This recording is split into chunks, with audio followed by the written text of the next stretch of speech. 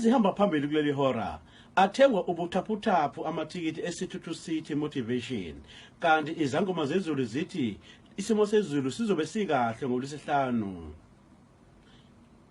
Nazike ezaleli hora kubikwa ukuthi imigqa mide ezitolo abantu bayothenga ke amatikiti okuhambela umcimbi esithuthu city ozoba ngolwesihlanu lakusasa kuze kube ngumgqibelo.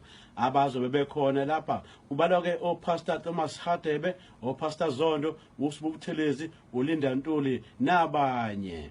Kanti izangoma zezulu zithi umuntu angahlinzeka nje ngezinto ezilula ngenxa ukuthi isimo sezulu sobe sivuma kanti ke koze kuse kube ngumgqibelo.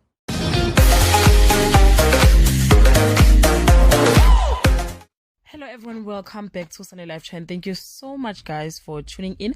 Condolences messages are pouring in for the ever friendly SABC journalist and Ukhozi FM newsreader Scelo Mbokazi bezibiza ngebhishobi elikhulu on Ukhozi FM. Guys, he is normal. Scelo Mbokazi ugulile isikhathi eside esesibhedlela. 2 weeks back there was a joint prayer service at eThekwini Community Church where abazalwane were gathered to pray for his complete healing, but he couldn't make it, guys. He was one of the friendly, humble journalists and newsreader on Ukhozi FM.